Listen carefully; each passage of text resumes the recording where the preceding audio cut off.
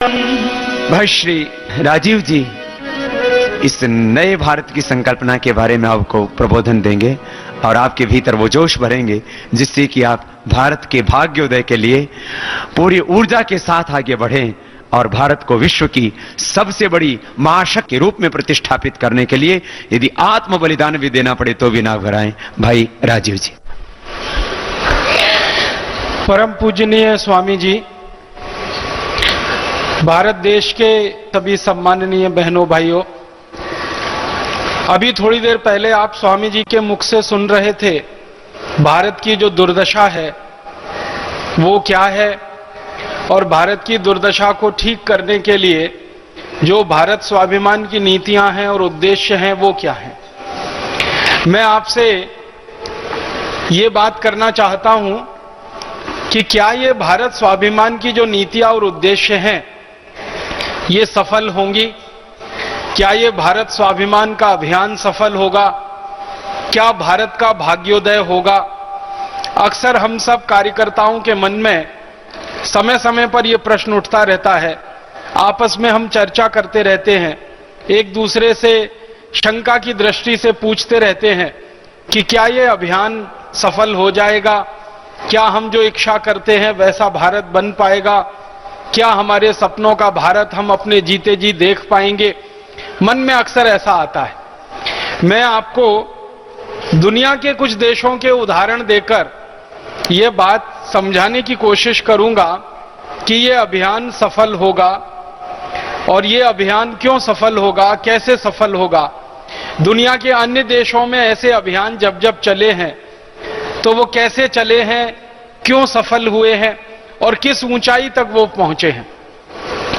भारत स्वाभिमान का जो अभियान अपने भारत में परम पूजनीय स्वामी जी के नेतृत्व में जो शुरू हुआ है, ये अभियान भारत की दशा को और दिशा को ठीक करने वाला है। भारत की गरीबी, भारत की भूखमरी, भारत की बेरोजगारी, भारत के किसानों की बेबसी, भारत के मजदूरों की लाचारी, हमारे देश की महिलाओं बहनों पर होने वाले अत्याचार, हमारी माताओं बहनों की लुटने वाली इज्जत, ये जो सारे गंभीर प्रश्न पैदा हुए हैं हमारे देश में, इन प्रश्नों का समाधान ढूंढने का प्रयास है ये भारत स्वाभिमान का अभियान। और इस अभियान की सफलता 100% निश्चित है। ये अभियान पूरी तरह से सफल होगा। और यह अभियान पूरी तरह से सफल क्यों होगा? क्योंकि ऐसे अभियान दुनिया के जिस जिस देश में जब जब चले हैं तो पूरी तरह से सफल हुए हैं। बस प्रश्न इतना है कि करने वालों का संकल्प कितना बड़ा है। अभियान उतनी जल्दी सफल हुए हैं। करने वालों का संकल्प जितना बड़ा है, अभियान उतनी तेजी से सफल हुए हैं। भारत में जो अभियान अभी शुरू हुआ है व्यवस्था परिवर्तन का, भारत में ये जो भारत स्वाभिमान अभियान शुरू हुआ है नीतियों के परिवर्तन का, यह अभियान अलग अलग समय पर दुनिया के 70 से ज्यादा देशों में चल चुका है। मैं कुछ उदाहरण से आपको बताऊं। जैसे हम भारत स्वाभिमान अभियान भारत में इस समय चला रहे हैं, आज से लगभग 250 वर्ष पहले ऐसा ही एक अभियान जापान में चला था जब जापान विदेशी शक्तियों का गुलाम हो गया था। 16वीं शताब्दी में जापान के एक राजा से छोटी सी गलती हो गई और वो गलती ये हुई कि उसने हॉलैंड के देश की एक व्यापारी कंपनी को व्यापार करने के लिए जापान में लाइसेंस दे दिया। जापान का एक बहुत बड़ा शहर है, उसका नाम है नागासाकी। आप जानते हैं ये नागासाकी वो शहर है जिसके ऊपर अमेरिका ने परमाणु बम गिराया था सन 1945 में, दूसरे विश्व युद्ध की समाप्ति पर। एक और शहर है नागासाकी नजदीक में हिरोशिमा, वहां भी एटम बम गिराया गया था 6 अगस्त और 9 अगस्त 1945 को। तो नागासाकी नाम के शहर में 16वीं शताब्दी में 1600 के आसपास एक डच कंपनी को व्यापार करने का लाइसेंस मिल गया। वो कंपनी नागासाकी में घुस गई, धीरे धीरे उसका व्यापार शुरू हुआ, मुनाफा उनको वहां मिलने लगा तो कुछ और डच कंपनियां वहां घुस गईं। फिर ये डच लोगों की मदद से स्पेनिश लोग वहां पहुंच गए, फिर उनकी मदद से कुछ फ्रांसीसी लोग पहुंच गए, फिर पीछे से अंग्रेज पहुंच गए और अंत में वहां अमरीकी भी पहुंच गए। 1858 तक आते आते जापान की ये हालत हो गई कि जो जापान 16वीं शताब्दी तक संपूर्ण स्वदेशी और स्वावलंबी था, वो 1858 तक आते आते दुनिया के ये 5-6 देशों की गुलामी में फंस गया। जापान का एक इलाका अमेरिका ने कब्जे में ले लिया, एक इलाके पे ब्रिटेन का कब्जा हो गया, कुछ इलाके पे डच लोग काबिज हो गए, हॉलैंड वासी काबिज हो गए, कुछ इलाके में स्पेनिश लोग काबिज हो गए। ऐसे अलग अलग देशों ने जापान के अलग अलग हिस्सों पे कब्जा कर लिया। आप जानते हैं कि जापान एक ऐसा देश नहीं है जैसे भारत है। जापान छोटे छोटे टापुओं में बसा हुआ देश है, द्वीप समूहों में बसा हुआ देश है। जैसे अभी हमारे यहां कुछ भाई बहन आए हैं अंडमान निकोबार से। अंडमान निकोबार एक द्वीप समूह है। पूरा जापान देश अंडमान निकोबार जैसे सैकड़ों द्वीप समूहों का मिला हुआ देश है। वो पूरी तरह से मैदानी भूमि नहीं है, तो वहां छोटे छोटे द्वीप समूहों पर विदेशियों के कब्जे हो गए। कुछ द्वीप समूह हॉलैंड वासियों के कब्जे में, कुछ ब्रिटेन के, कुछ अमेरिका के, कुछ फ्रांस के और कुछ स्पेन के, और पूरे जापान में ये गुलामी आ गई। जापान में हर वस्तु इन देशों की बिकने लगी। अंग्रेजी वस्तुएं बिकने लगी, हॉलैंड वालों की वस्तुएं वहां बिकने लगी, फ्रांसीसी वस्तुएं, अमरीकी वस्तुएं, सारे दूसरे देशों की वस्तुएं जापान में बिकने लगी। और जापान के अपने जो उद्योग धंधे चला करते थे वो धीरे धीरे उजड़ते गए, खत्म होते गए। 16वीं शताब्दी तक जापान में छोटे छोटे हजारों लाखों उद्योग चलते थे। इन विदेशियों ने आकर जापान की भूमि के छोटे स्वदेशी उद्योगों को खत्म कर दिया और विदेशी वस्तुओं का बोलबाला पूरे जापान में बढ़ता ही चला गया। तब जापान में क्रांति हुई और उस क्रांति की शुरुआत 1858 से हुई। 1858 में मेजी नाम का एक व्यक्ति जापान में निकला। जैसे हमारे देश में इस समय हम परम पूजनीय स्वामी जी को देखते हैं भारत स्वाभिमान के नेतृत्व के रूप में, सेनापति के रूप में, ऐसे ही जापान में एक व्यक्ति का उदय हुआ। उसका नाम था मेजी। 1858 में उसने जापान को संगठित करना शुरू किया और जापान के लोगों को ये एक विचार उसने देना शुरू किया कि जापान की गरीबी, जापान की भूखमरी, जापान की बेरोजगारी, जापान की आर्थिक मारामारी, ये जितनी खराबी जापान में आई है ये विदेशियों के जापान में आने से शुरू हुई है। इन विदेशियों के जापान में आने से पहले का जापान बहुत अच्छा जापान था। जैसे भारत में अंग्रेजों के आने के पहले का भारत बहुत अच्छा भारत था, वैसे ही विदेशियों के जापान में प्रवेश करने के पहले का जापान बहुत अच्छा, बहुत सुंदर, बहुत समृद्धशाली, स्वावलंबी, स्वदेशी जापान था। मेजी की इन बातों को जापान के लोगों ने सुना। धीरे धीरे लोगों में एक विचार पनपने लगा। तो लोग पूछने लगे कि आखिर हमारी इस विदेशी गुलामी से हमको मुक्ति कैसे मिलेगी। तो वो जो मेजी नाम का नेता था जापान का, जो बाद में जापान का राजा बना, शासक बना, एक तरह से राष्ट्रपति बना, उसने लोगों को समझाना शुरू किया कि बहुत आसान काम है। जापान को अगर इन विदेशियों की ताकत से आजाद कराना है तो इन विदेशियों की बिकने वाली जो वस्तुएं जापान में हैं, सबसे पहले इनका बहिष्कार करो ताकि इन विदेशियों को आर्थिक मदद हमारे देश से जो मिल रही है वो बंद हो जाए। और जब इन विदेशियों को जापान से मिलने वाली आर्थिक मदद बंद हो जाएगी तो इन विदेशियों का जापान में रहने का दूसरा कोई लालच नहीं है, वो यहां से छोड़कर अपने आप चले जाएंगे। इनको आर्थिक ताकत जो हम दे रहे हैं वही इनको जापान में टिकाए हुए है। लोगों की समझ में ये स्वदेशी की बात आ गई और जापान में एक जबरदस्त स्वदेशी आंदोलन शुरू हो गया। परिणाम क्या हुआ? जापान के नागरिकों ने अमेरिकी वस्तुओं का बहिष्कार करना शुरू किया। जापान के नागरिकों ने अंग्रेजी वस्तुओं का बहिष्कार करना शुरू किया। जापान के नागरिकों ने हॉलैंड की, डच वस्तुओं का बहिष्कार करना शुरू किया। जापानी नागरिकों ने फ्रांसीसी वस्तुओं का बहिष्कार करना शुरू किया। उसी समय क्या हुआ कि जब ये जापानी लोग विदेशी वस्तुओं का बहिष्कार कर रहे थे तो अमेरिका में, फ्रांस में और ये ब्रिटेन में और ये हॉलैंड में खलबली मच गई। इन देशों में खलबली ये मच गई कि जापान में अगर ये स्वदेशी आंदोलन चल गया और सफल हो गया तो जापानी लोग तो आजाद हो जाएंगे, हमारी गुलामी से बाहर चले जाएंगे, फिर हमारे लिए इतना बड़ा बाजार जो जापान का है ये निकल जाएगा, तो हमें कुछ करना चाहिए। तो इन सब देशों ने मिलकर जापान को डराना शुरू किया, धमकाना शुरू किया। इन देशों ने जापान के ऊपर हमले करना शुरू किया। ये 4-5 देशों की सेना मिलकर जापान के ऊपर चढ़ बैठी और मेजी के सहयोगियों को दबोचना इन्होंने शुरू किया और इस तरह से संघर्ष की स्थिति जापान में बनना शुरू हो गई। एक समय ऐसा आया कि जापान में स्वदेशी आंदोलन के जो समर्थक लोग थे और एक समय ऐसा आया कि ये स्वदेशी आंदोलन के सहयोगी लोग जो थे ये विदेशियों की सेना के सामने सैनिक युद्ध में हारने लगे। सैनिक युद्ध में ये हारने क्यों लगे? क्योंकि जापान के पास उस समय इतनी ताकतवर सेना नहीं थी जितनी ताकतवर सेना इन 5 देशों की थी।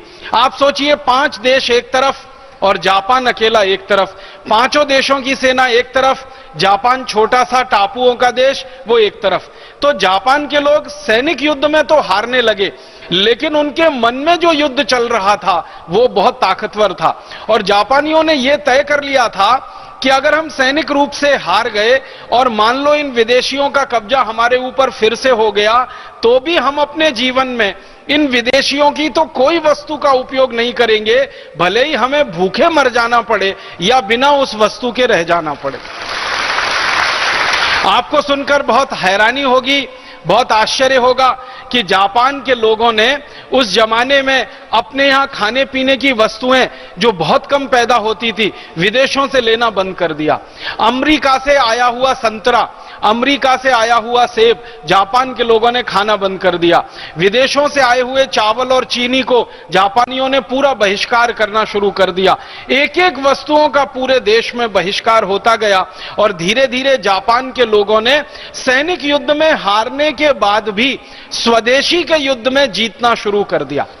एक बहुत रोचक बात मैं आपको बताना चाहता हूं कि जब यह स्वदेशी आंदोलन जापान में चल रहा था तब उसमें जो स्वदेशी का अभियान चलाने वाले लोग थे इन लोगों ने मिलकर एक फैसला किया कि जैसे बड़े बड़े अमेरिका, ब्रिटेन, फ्रांस और ये हॉलैंड देशों की कंपनियां आकर जापान में व्यापार कर रही हैं और जापान की अर्थव्यवस्था पर कब्जा कर रही हैं, तो क्यों नहीं जापान के लोग मिलकर जापान की छोटी छोटी या बड़ी बड़ी स्वदेशी कंपनियां बनाएं और उनको आगे बढ़ाएं ताकि वो कंपनियां विदेशी कंपनियों से टक्कर ले सकें और जापान में जिन सामानों की जरूरत है उस सामान का उत्पादन करके लोगों को दे सकें। तो सबसे पहली जो जापान की स्वदेशी कंपनी बनी, जो स्वदेशी आंदोलन के गर्भ में से पैदा हुई, उसका नाम है मित्सुबिशी। आपने मित्सुबिशी का नाम सुना होगा। यह जापान की सबसे बड़ी कंपनियों में एक है और जापान की यह सबसे बड़ी स्वदेशी कंपनियों में एक है। जैसे हम भारत में बात करते हैं ना, टाटा सबसे बड़ी स्वदेशी कंपनियों में एक है, वैसे जापान में मित्सुबिशी सबसे बड़ी स्वदेशी कंपनियों में एक है। यह मित्सुबिशी कंपनी का जन्म हुआ स्वदेशी आंदोलन में से। जब जापान के लोगों ने यह तय किया कि कोई विदेशी माल हम नहीं खरीदेंगे, भले ही हमारे देश में वो माल ना बने, तो हमें हमारा ही बनाया हुआ सामान इस्तेमाल करना है। उसके लिए मित्सुबिशी कंपनी को इन्होंने बनाया। फिर जापानी लोगों ने देखिए क्या किया, मित्सुबिशी कंपनी में जापानी लोगों की भर्ती हुई। अब उनको टेक्नोलॉजी सीखनी थी, उनको तकनीकी सीखनी थी, क्योंकि जापान में उस जमाने में बहुत अच्छी तकनीकी नहीं हुआ करती थी। तो ये मित्सुबिशी कंपनी के इंजीनियर जो हुआ करते थे, इनको विदेश में पढ़ने के लिए भेजा जाता था। सबसे ज्यादा ये जाते थे पढ़ने के लिए जर्मनी में। जर्मनी में जाकर ये मित्सुबिशी कंपनी के इंजीनियर तैयार होते थे, पढ़कर वापस आते थे और जापान के लोगों के लिए टेक्नोलॉजी बनाते थे। इनका तरीका क्या था, जर्मनी में गए, वहां मशीनों को देखा, मशीनों को खोला, खोलने के बाद फिर वापस बंद किया, फिर खोला, फिर बंद किया, इतने में मशीन बनाना सीख लेते थे और वापस आकर वैसी की वैसी ही मशीन बना देते थे जो जर्मनी में उन्होंने खोलकर देखी होती थी। इस तरह से जापान में मशीनरी का निर्माण शुरू हुआ। इस तरह से उन्होंने तकनीकी का अपने देश में बढ़ावा देना शुरू किया। तकनीकी जैसे जैसे बढ़ती गई वैसे वैसे मित्सुबिशी कंपनी के नीचे काम करने वाली छोटी कंपनियों की संख्या बढ़ती गई। एक समय ऐसा आया कि मित्सुबिशी एक बड़ी कंपनी, उसके नीचे छोटी छोटी सैकड़ों सैकड़ों छोटी छोटी दूसरी कंपनियां।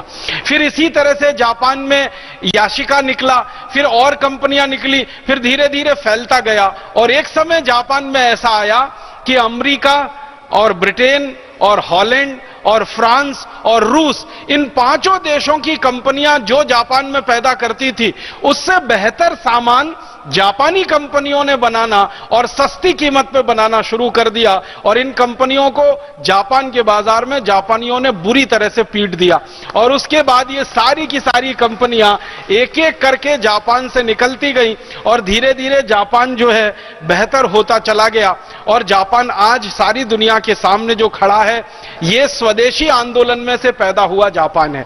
आज का जो जापान है ये सारी दुनिया के लिए आश्चर्य का विषय है, हैरानी का विषय है। सारी दुनिया के लोग कहते हैं कि जापान के लोगों ने तकनीकी सीखी, लेकिन वो जापानी भाषा में सीखी।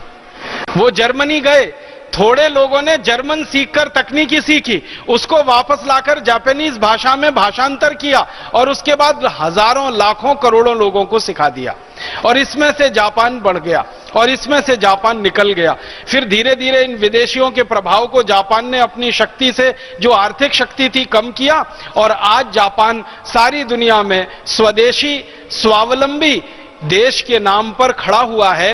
एक जमाने का जापान जो पूरी तरह से विदेशी ताकतों के नीचे दबा हुआ था, आज पूरी ताकत से विदेशियों के सामने सीना ठोक कर खड़ा हुआ है। अभी तो ये हैरानी होती है सारी दुनिया के व्यापारियों को, उद्योगपतियों को, अर्थव्यवस्था चलाने वाले जो नेता होते हैं उनको, कि जापान ने मात्र 1858 से 2009 के बीच में इतनी तेजी से तरक्की की। आपको मालूम है जापान की जनसंख्या भारत के कई राज्यों की जनसंख्या से कम है। जापान की जो कुल जनसंख्या है वो भारत में उत्तर प्रदेश की जनसंख्या से कम है। उत्तर प्रदेश जो है ना जनसंख्या में जापान से बड़ा है और क्षेत्रफल में देखा जाए तो भी उत्तर प्रदेश जापान से बड़ा है। जापान का क्षेत्रफल भारत के एक राज्य उत्तर प्रदेश से कम है, जापान की जनसंख्या भारत के एक राज्य उत्तर प्रदेश से कम है, लेकिन जापान अभी आर्थिक ताकत में सारी दुनिया में अमेरिका को टक्कर दे रहा है और अमेरिका की बड़ी बड़ी कंपनियों को जापानी कंपनियों ने खरीद लिया है और अमेरिका की अर्थव्यवस्था पर बहुत बड़े पैमाने पर जापान का कब्जा हो गया। अभी उनके यहां आप सुन के हैरान हो जाएंगे, जमीन अच्छी नहीं है। मैंने कहा ना जापान टापुओं का देश है, जमीन अच्छी नहीं है, बीच बीच में जमीन है, बाकी समुद्र है, दलदली जमीन है, खाने के लिए कोई बहुत अच्छा पैदा नहीं हो सकता, सिवाय चावल के दूसरी बहुत खेती कोई हो नहीं पाती वहां पर।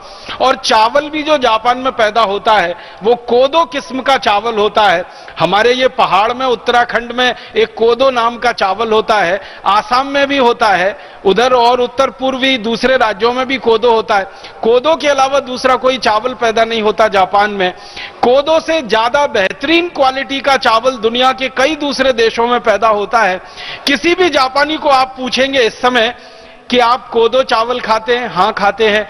क्वालिटी में तो बहुत अच्छा नहीं है, हाँ बहुत अच्छा नहीं है, लेकिन फिर क्यों खाते? किसी भी जापानी से बात करिए, वो बोलेगा कि हाँ हम कोदो चावल खाते हैं, हमारा चावल क्वालिटी में उतना अच्छा नहीं है, दुनिया के कई देशों के पास हमसे भी ज्यादा अच्छी क्वालिटी का चावल है।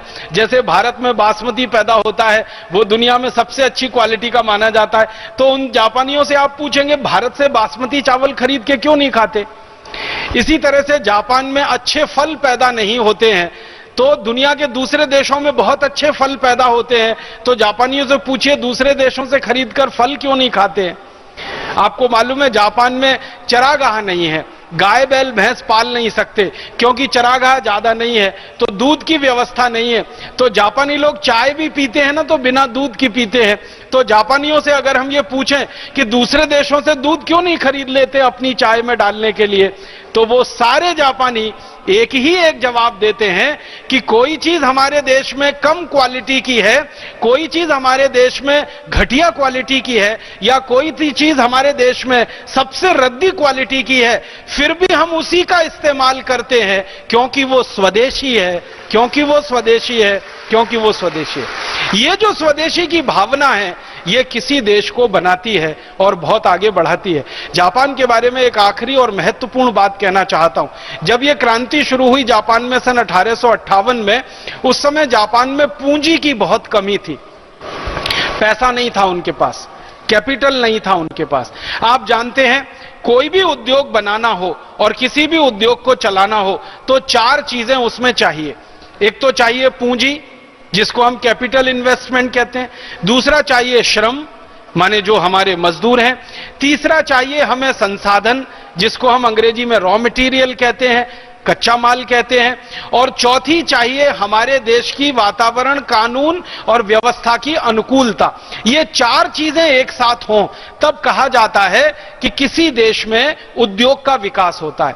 अब जापान की कमनसीबी देखिए कि जापान ने जब ये क्रांति शुरू की, स्वदेशी क्रांति, और उन्होंने विदेशियों के कब्जे से अपने देश को आजाद कराने की मुहिम चलाई, उस समय जापान में कुछ नहीं था, उनके पास संसाधन नहीं थे।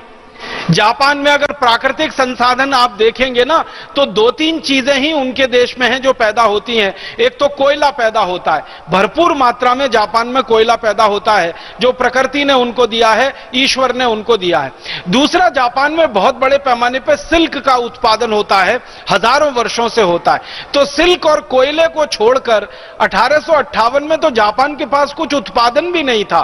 दो ही चीजें होती थी, या तो कोयला होता था या तो सिल्क उनके पास होता था। दूसरे रॉ मटेरियल उनके पास नहीं थे, पूंजी उनके पास नहीं थी। तो पूंजी नहीं थे, रॉ मटेरियल नहीं थे, और विदेशियों की गुलामी में पूरा देश था, तो कानून और न्याय और सारी व्यवस्थाएं उनके अनुकूल नहीं थी। जापानियों के पास एक ही चीज थी। जब भी किसी जापानी अर्थशास्त्री को आप ये पूछेंगे कि 1858 की आपकी क्रांति सफल कैसे हुई, आपके पास तो कुछ नहीं था, न पूंजी थी, न संसाधन थे, न रिसोर्सेस थे आपके पास, न अनुकूल वातावरण था, न कानून व्यवस्था आपके हाथ में थी, फिर भी जापान को आपने ऐसा बना लिया। तो वो सारे के सारे अर्थशास्त्री, समाजशास्त्री जापान के एक ही जवाब देते हैं, हमारे पास कुछ नहीं था, लेकिन हमारे पास आत्मविश्वास था, हमारे पास सेल्फ कॉन्फिडेंस था कि हम हमारे देश को आजाद कराएंगे विदेशियों से और एक दिन दुनिया का सर्वश्रेष्ठ देश बनाएंगे। बस इसी आत्मविश्वास ने हमको सब कुछ दे दिया, हमारे पास कुछ नहीं था। आप सोचिए कितनी बड़ी बात है। जिस देश के पास कुछ ना हो, प्राकृतिक संसाधन ना हो, कुछ ना हो, वो देश आत्मविश्वास के सहारे, अपनी ताकत के सहारे कितनी दूरी चलता है और कहां पर आकर खड़ा होता है। एक छोटा सा उदाहरण देके ये खत्म करूंगा, फिर दूसरे देश की कहानी सुनाऊंगा। जापान में जब ये मित्सुबिशी कंपनी बनी तो कंपनी के सामने भी यही संकट था, पूंजी नहीं है। कंपनी का फॉर्मेशन तो हो गया, कई आत्मविश्वासी जापानियों ने मिलकर कंपनी तो बना ली, लेकिन पूंजी कहां से लाएं कंपनी चलाने के लिए? तो जापान के जो कंपनी में काम करने वाले कर्मचारी थे ना, इन्होंने एक संकल्प लिया कि हम कहीं से बाहर से भीख मांगेंगे नहीं, किसी से उधार लेंगे नहीं, किसी से कर्ज लेंगे नहीं, और फिर भी हम इस कंपनी को आगे लेके जाएंगे और चलाएंगे। तो इन लोगों ने पता है रास्ता क्या निकाला? इन्होंने रास्ता यह निकाला कि पूंजी तो पैदा हो सकती है अगर अतिरिक्त श्रम हमारे पास हो। यह अर्थशास्त्र का एक सिद्धांत है कि अगर सरप्लस लेबर आपके पास है तो सरप्लस लेबर से आप पूंजी को पैदा कर सकते हैं। तो जापानी जो कारीगर होते थे, जापानी जो मजदूर होते थे, उन्होंने कंपनी में काम करना शुरू किया। तो पता है उनको एक दिन में 6 घंटे का काम करना पड़ता था। उन्होंने कहा हम 12 घंटे काम करेंगे और तनख्वाह उतनी ही लेंगे, पगार उतनी ही लेंगे, वेतन उतना ही लेंगे। 6 घंटे का वेतन लेंगे, 12 घंटे काम करेंगे। आप सोच रहे हैं, 6 घंटे का वेतन लेंगे, 12 घंटे काम करेंगे, 4-5 घंटे का वेतन लेंगे, 12 घंटे काम करेंगे, माने अतिरिक्त श्रम करेंगे। और सारे जापान के मजदूरों ने पूरे देश के छोटे छोटे बड़े बड़े कारखानों में इस उद्देश्य से काम करना शुरू किया कि हमारे देश के पास पूंजी नहीं है, हमें पूंजी पैदा करनी है, विदेशों से हमें हाथ फैला के भीख मांगनी नहीं है, कर्ज किसी से लेना नहीं है, हम अपने श्रम का बलिदान करेंगे, श्रम का उपयोग करेंगे, ज्यादा देर से श्रम करेंगे। 6 घंटे का काम 12 घंटे और 13 घंटे, 14 घंटे, कई कई फैक्ट्रियों में तो लोग 16-16 घंटे काम किया करते थे, तनख्वाह और वेतन सिर्फ 6 घंटे का लिया करते थे। इसमें से पूंजी पैदा हुई। और ध्यान रखिएगा, यह काम जापान के मजदूरों से किसी ने जबरदस्ती नहीं कराया, अपनी स्वयं प्रेरणा से और भावना से उन्होंने यह काम किया। जापान का नेता आप सोचिए कितना तेजस्वी रहा होगा, कितना चमत्कारी रहा होगा, जिसका नाम मैजी मैंने आपके सामने लिया, जिसने जापान के लोगों में इतनी भावना भर दी कि दूसरों से भीख मांगने से अच्छा है हम ज्यादा मेहनत करके पूंजी बनाएं। तो 6 घंटे का वेतन लेके 12 घंटे, 14 घंटे, 16 घंटे काम किया और इसमें से मित्सुबिशी कंपनी ने पूंजी पैदा की और उस पूंजी को फिर उन्होंने गुणात्मक रूप से मल्टीप्लाई किया और धीरे धीरे जापान आज दुनिया में सबसे ज्यादा तरल पूंजी वाला देश बन गया। अभी सारी दुनिया के अर्थशास्त्री ये कहते हैं कि अमेरिका के बाद दुनिया में किसी देश के पास सबसे ज्यादा तरल पूंजी है, जिसको लिक्विडिटी कहते हैं, वो जापान के पास ही है। और अमेरिका की बड़ी बड़ी बैंकें जापान के कब्जे में हैं, अमेरिका की बड़ी बड़ी फाइनेंशियल कंपनियां अमेरिका में जापान के कब्जे में है और इस समय अमेरिका की हालत तो बहुत खराब हो चुकी है। अगर आपको एक वाक्य में मैं कहूं कि अमेरिका के डिपार्टमेंटल स्टोर्स पर चीन का कब्जा है और अमेरिका की फाइनेंशियल जो बैकबोन है, जो उनकी रीढ़ की हड्डी है वैयक्तिक और आर्थिक रूप से, उस पर पूरी तरह से जापान का कब्जा है। तो ऐसा जब स्वदेशी आंदोलन किसी देश में चलता है तो कहां से कहां किसी देश को ले जाता है। आज जापानियों को गर्व है इस बात पर कि वो जापानीज भाषा में काम करते हैं, सारी शिक्षा जापानीज में होती है, जापान की वस्तुओं का उपयोग करते हैं, जापानी सभ्यता और संस्कृति को 1 इंच भी उन्होंने नहीं छोड़ा है। जापानी संस्कृति में आपको 2-3 उदाहरण देता हूं। ज्यादा पवित्र जाता है जमीन पर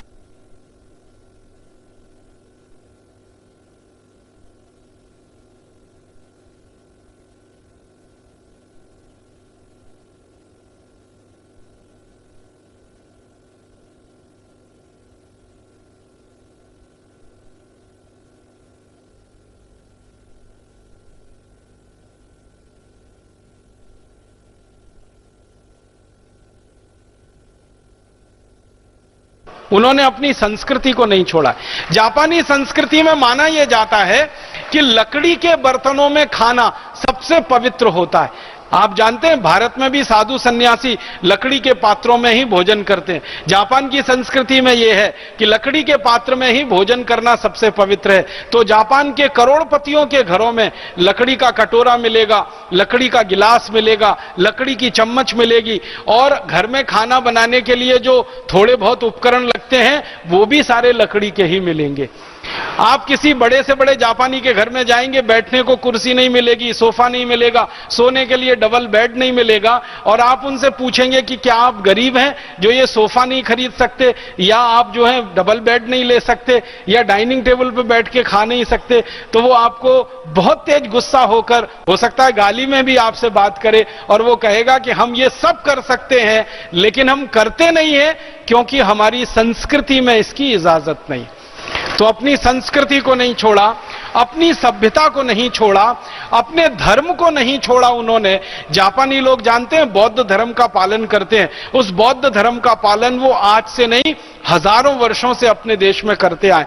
तो ना धर्म छोड़ा, ना संस्कृति छोड़ी, ना भाषा छोड़ा, ना उन्होंने अपना पहनावा छोड़ा, ना उन्होंने स्वदेशीपन छोड़ा, ना उन्होंने देशभक्ति छोड़ी अपनी। सब कुछ उनके यहां खून में रग रग में बसा हुआ है।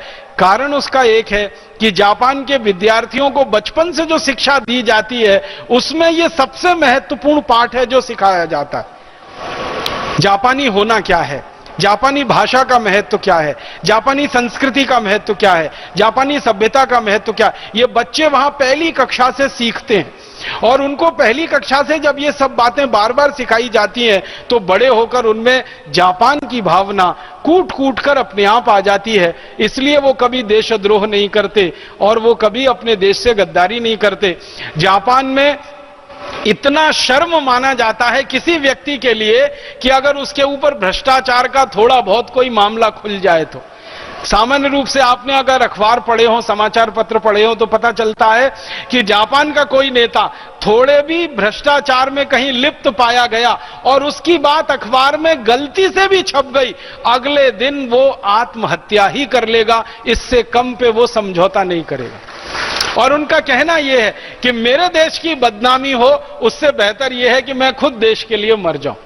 कितने प्रधानमंत्री वहां आत्महत्या कर चुके हैं। बाद में इंक्वायरी हुई, कमीशन बिठाए गए तो पता चला वो बात गलत थी, लेकिन वो आत्मसम्मान बचाने के लिए आत्महत्या तो कर ही लेते हैं। ऐसा जापान बना स्वदेशी आंदोलन के गर्भ में से निकल के, जो स्वदेशी आंदोलन वहां 1858 में चला।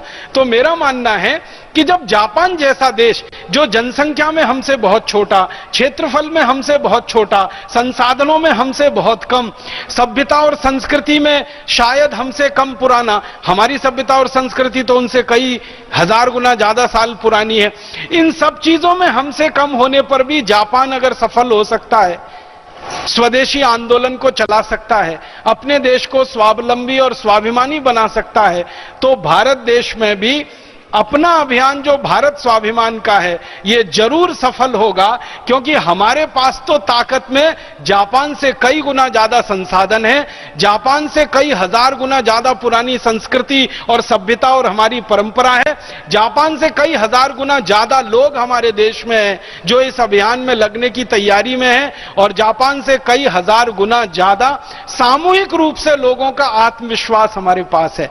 इसलिए मुझे लगता है कि भारत स्वाभिमान का अभियान तो जरूर सफल होने वाला है। आने वाले समय में हम सारे देश के सामने और दुनिया के सामने ये दूंगा, ये उसकी डायरी के वाक्य हैं, शब्द हैं। और उसने लूटमार शुरू की, लूटमार करके धन और संपत्ति स्पेन लाना शुरू किया। इस लूटमार में माया सभ्यता के लोगों के साथ उसका संघर्ष हुआ, और फिर माया सभ्यता के लोगों को निर्दयता से मारना शुरू किया कोलंबस और उनके लोगों ने। अगर आप पूछेंगे कि ये स्पेनिश लोगों ने अमेरिका में जब लूटपाट की तो कितने लोगों को मारा होगा, ब्रिटिश लोगों ने जब अमेरिका में लूटपाट की तो कितने लोगों को मारा होगा, तो अमेरिका के इतिहासकार बताते हैं कि लगभग 11 करोड़ अमेरिकी मूल नागरिकों को स्पेनिश और ब्रिटिश लोगों ने खत्म कर दिया, मार डाला, हमेशा के लिए मौत की नींद में सुला दिया। 11 करोड़, आप सोच सकते हैं, 11 करोड़ की जनसंख्या को हमेशा के लिए मार डाला। ये इतनी हत्या, इतनी हिंसा, इतनी बर्बरता स्पेनिश और ब्रिटिश लोगों ने अमेरिका में की। तो काफी समय तक स्पेन का गुलाम था अमेरिका, बाद में ब्रिटेन का गुलाम हो गया अमेरिका। और ब्रिटेन ने जब कब्जा कर लिया अमेरिका पर, तो अमेरिका में ब्रिटेन की एक ही नीति थी, लूट लूट कर सारा धन इकट्ठा करो और ब्रिटेन में लेके जाओ। तो ब्रिटेन की सरकार जब चलती थी अमेरिका में, तो ये अमेरिका के नागरिकों के ऊपर जब चाहे तब टैक्स बढ़ाती रहती थी। एक बार ऐसा हुआ, सन 1765 में ब्रिटिश गवर्नमेंट ने, ब्रिटिश सरकार ने अमेरिका के नागरिकों पर बहुत ज्यादा टैक्स बढ़ा दिया। आप जानते हैं जैसे भारत में अंग्रेज टैक्स लेते थे, ब्रिटिश गवर्नमेंट टैक्स लेती थी, वैसे ही अमेरिका के लोगों पर भी ब्रिटिश गवर्नमेंट ने, ब्रिटिश सरकार ने टैक्स लेना शुरू कर दिया और बहुत अधिक मात्रा में टैक्स लगा दिए। परिणाम क्या हुआ, अमेरिकी लोग परेशान हो गए। परेशानी क्या होती है, जब नागरिकों पर टैक्स ज्यादा लगाए जाते हैं तो सबसे पहला दुष्परिणाम आता है कि नागरिक गरीब होना शुरू हो जाते हैं। सरकार तो अमीर होती जाती है, सरकार को तो पैसा मिलता जाता है टैक्स से, लोग गरीब होते जाते हैं। तो अमेरिका में गरीबी आना शुरू हो गई। फिर अमेरिका के किसानों पर जबरदस्ती टैक्स लगाए गए, फिर अमेरिका के किसानों में गरीबी आना शुरू हो गई। फिर मजदूर और किसान जब दोनों गरीब होने लगे तो अमेरिका के जो उद्योग चलते थे उन पर टैक्स लगाना शुरू कर दिया और उद्योगों की हालत धीरे धीरे खराब होने लगी। तो अमेरिका के लोगों में भयंकर असंतोष पैदा हुआ। असंतोष दो तरह का था, एक तो अंग्रेज सरकार उनके ऊपर जुल्म करती है, ज्यादती करती है, अत्याचार करती है, दूसरा उनके सारे धन और संपत्ति को टैक्स के रूप में लूट लूट कर लंदन लेके जाते हैं। तो अमेरिका में एक व्यक्ति निकला, उस व्यक्ति का नाम था जॉर्ज वॉशिंगटन। उस जॉर्ज वॉशिंगटन नाम के व्यक्ति ने अमेरिका में घूम घूम कर लोगों को यह समझाना शुरू किया कि देखो, पहले स्पेनिश लोगों ने हमको गुलाम बनाया और उन्होंने हमको लूटा लगभग 300 साल तक। अब इन अंग्रेजों ने हमको गुलाम बना रखा है और ये लूट लूट कर सारा धन इंग्लैंड में लेके जा रहे हैं। हम गरीब होते जा रहे हैं, हमारे किसान गरीब होते जा रहे हैं, हमारे उद्योग धीरे धीरे बंद हो रहे हैं क्योंकि हमारे उद्योगों पर ज्यादा टैक्स लगा दिए हैं अंग्रेजों ने। तो अब हम कितने दिन तक ये बर्दाश्त करेंगे, कितने दिन हम इसको चलते रहने देंगे? कभी ना कभी तो हमें आजादी पानी होगी, इन अंग्रेजों को अपने देश से भगाना होगा। ये विचार लेकर जॉर्ज वॉशिंगटन नाम का एक व्यक्ति निकला, गांव गांव घूमा।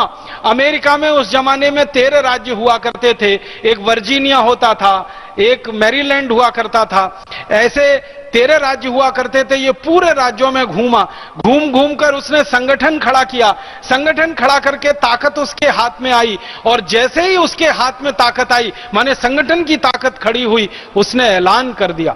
और 1775 के साल में जॉर्ज वॉशिंगटन ने ऐलान कर दिया कि अब हम अंग्रेजों की गुलामी में नहीं रहेंगे और अपने देश को हम आजाद करा के ही रहेंगे।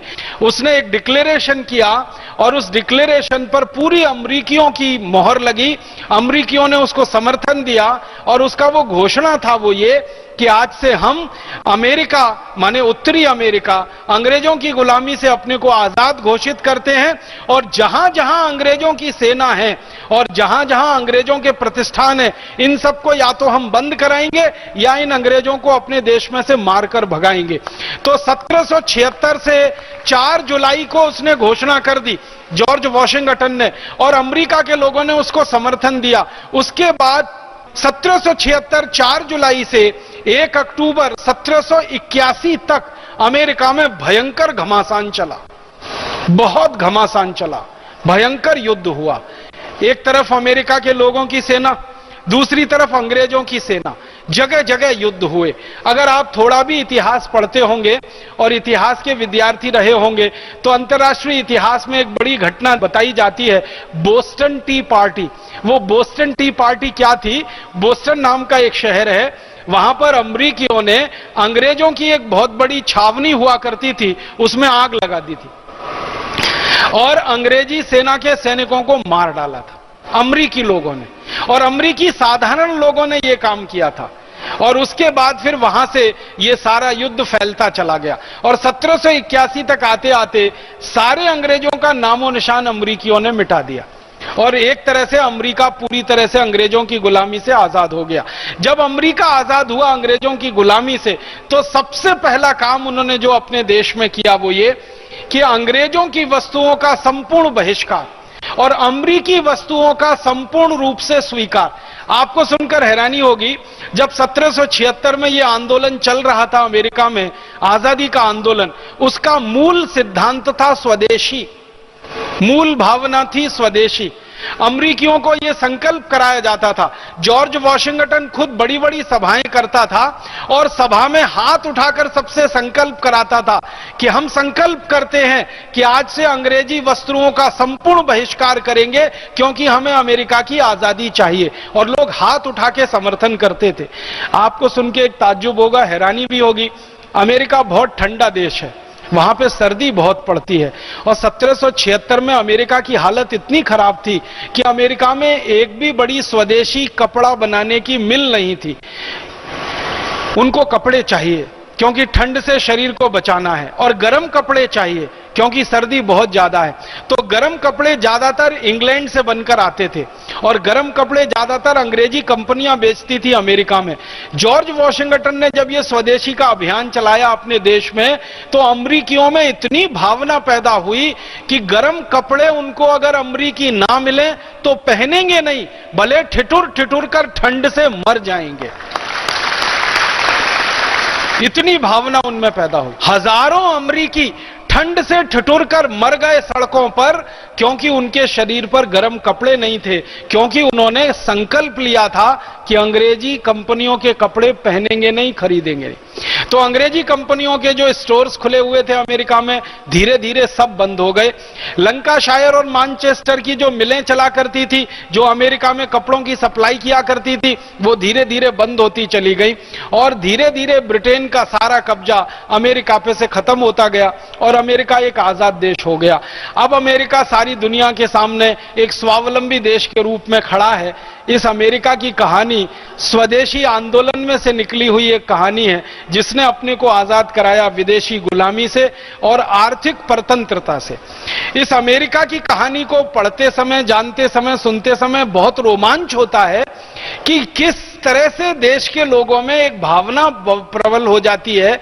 एक व्यक्ति कोई निकलता है, वो एक विचार देता है, उस विचार में इतनी ताकत हो जाती है कि लाखों करोड़ों लोग उस विचार के अनुयायी हो जाते हैं और उस विचार के लिए अपने सारे शरीर के सुख को छोड़ने को तैयार हो जाते हैं। आज अमेरिकी लोगों से कोई कहे कि गर्म कपड़े पहनना छोड़ दो तो शायद उनको सोचना भी मुश्किल है, लेकिन इन्हीं अमेरिकी लोगों के पुरखों ने, पूर्वजों ने 1776 में ठंड से ठिठुरकर मरना पसंद किया था, लेकिन अंग्रेजी गर्म कपड़े पहनना मंजूर उन्होंने नहीं किया था। मतलब इस पूरी कहानी में से भी एक बात ही निकलती है कि जब देश के लोग संकल्प कर लेते हैं और आत्मविश्वास उनमें आ जाता है तो बड़ी से बड़ी लड़ाई वो जीत लेते हैं और बड़े से बड़े व्यवस्था परिवर्तन के आंदोलनों को वो सफल बना देते हैं। इसी तरह एक देश है फ्रांस, उसमें भी ऐसी ही एक क्रांति हो चुकी है। 1788 में फ्रांस में अचानक से क्या हुआ, बर्फ बहुत पड़ गई, पाला बहुत पड़ गया तो फसल बर्बाद हो गई। आप जानते हैं ये फ्रांस, ब्रिटेन, जर्मनी जैसे देश हैं, ये बहुत ठंडे देश हैं। साल में 6-8 महीने यहां बर्फ पड़ती रहती है और बहुत भयंकर बर्फ पड़ती रहती है, और कभी कभी बर्फ ज्यादा लंबी चल जाए तो उनके खेतों में सब कुछ खत्म हो जाता है, फसल बर्फ में दब जाती है, उत्पादन कुछ नहीं हो पाता। एक बार ऐसा फ्रांस में हो गया। 1788 के साल में फ्रांस की बर्फबारी ने उनकी पूरी खेती को चौपट कर दिया, खेती पूरी तरह से बर्बाद हो गई। अब खेती बर्बाद हो गई तो उनके यहां आर्थिक रूप से परेशानियां शुरू हो गई। दूसरी एक बात और हुई कि फ्रांस ने 1776 से 1781 के बीच की जो क्रांति चली थी अमेरिका में, इस क्रांति में फ्रांस ने अमेरिका की बहुत मदद की थी। अमेरिका से मतलब जॉर्ज वॉशिंगटन की बहुत मदद की थी। जॉर्ज वॉशिंगटन जो स्वदेशी आंदोलन का सबसे बड़ा नेता था अमेरिका का, उसको मदद की जरूरत थी तो फ्रांस ने उसको मदद की थी, क्योंकि फ्रांस हमेशा अंग्रेजों के खिलाफ रहा है, ब्रिटेन के खिलाफ रहा है। तो ब्रिटेन का कब्जा था अमेरिका पे, तो ब्रिटेन के खिलाफ फ्रांस ने मदद की थी इनकी, अमरीकियों की स्वदेशी आंदोलन में। तो फ्रांस का बहुत सारा पैसा अमेरिका में चला गया था। अचानक से 1788 में अकाल की, पाले की स्थिति आ गई तो खेतों में सब बर्बाद हो गई फसल, कुछ बचा नहीं। तो फ्रांस का उस समय जो राजा था उसका नाम था लुई, LUI, लुई 16वां उसका नाम था, लुई 16 उसको कहा करते थे। तो उसको समझ में नहीं आया क्या किया जाए। आर्थिक रूप से देश कमजोर हो गया था क्योंकि अमेरिका को बहुत मदद की थी इन्होंने पैसे से, और इधर खेती पूरी बर्बाद हो गई, चौपट हो गई। तो लुई ने एक रास्ता निकाला और वो थोड़ा भारी पड़ गया। रास्ता ये निकाला कि उद्योगों के ऊपर टैक्स लगा दो अब ज्यादा, पैसे और लाने के लिए, क्योंकि खेती में से कुछ मिलेगी नहीं आमदनी और काफी पैसा अमेरिका में खर्च हो चुका है, तो उद्योगों पर उसने ज्यादा टैक्स लगा दिए।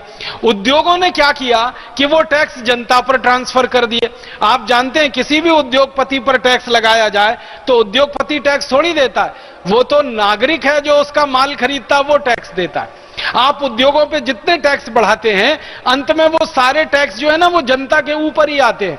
उद्योगपति वो टैक्स लोगों को ट्रांसफर कर देते हैं। कैसे? वो वस्तुओं की कीमत बढ़ा देते हैं। अगर कोई वस्तु 10 रुपए की है, सरकार ने उस पर टैक्स बढ़ा दिया, वो वस्तु 20 रुपए की हो गई, 30 की हो गई, 50 की हो गई, तो टैक्स तो जनता को देना पड़ता है। तो लुई 16वें राजा ने फ्रांस में टैक्स तो उद्योगों पे लगाया, लेकिन उद्योगपतियों ने वो सारा टैक्स जनता के ऊपर ट्रांसफर कर दिया। नतीजा ये हुआ कि वस्तुएं बहुत महंगी हो गई और महंगाई फ्रांस में बहुत ज्यादा बढ़ गई। महंगाई जैसे ही बढ़ी तो लोगों की गरीबी बढ़ना शुरू हो गई, क्योंकि आप जानते हैं ये महंगाई और गरीबी चोली दामन का साथ है। महंगाई और गरीबी एक ही सिक्के के दो हिस्से हैं। अगर महंगाई तेजी से बढ़ेगी तो गरीबी और तेजी से बढ़ेगी। वो ऐसे समझ लीजिए कि कल तक कोई वस्तु आपको 10 रुपए में मिला करती थी, अब वही वस्तु आपको 50 रुपए में मिलने लगी, तो आपकी जेब से 40 रुपए अधिक जाने लगे जिस वस्तु के लिए, माने आप 40 रुपए से गरीब होना शुरू हो गए उस वस्तु के लिए। तो जैसे ही महंगाई बढ़ी तो गरीबी बढ़ी, और गरीबी महंगाई बढ़ने से फ्रांस में असंतोष बढ़ा, और वो असंतोष धीरे धीरे बढ़ता गया, और लुई 16वें राजा के खिलाफ ये सारा असंतोष इकट्ठा हो गया, और इस असंतोष ने एक संगठन का निर्माण कर दिया, और उस संगठन में कुछ नेता निकले, और उन नेताओं ने सारे देश में घूम घूम कर ये कहा कि ये जो लुई 16वां राजा है, इसकी गलत नीतियों के कारण, इसकी गलत व्यवस्था के कारण, इसके गलत कानूनों के कारण फ्रांस का ये हाल हुआ है।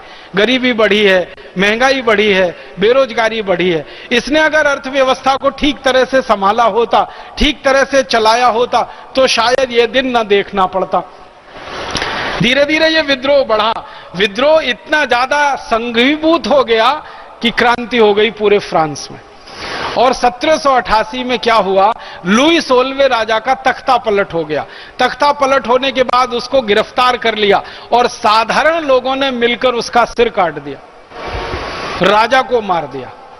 राजा को मार दिया जब लोगों ने, फिर लोगों ने मिलकर एक संकल्प लिया कि आगे भविष्य में हम किसको राजा बनाएंगे। तो लोगों ने कहा कि एक आदमी को अब राजा नहीं बनाएंगे, अब हम हमारे देश में प्रजातंत्र लाएंगे।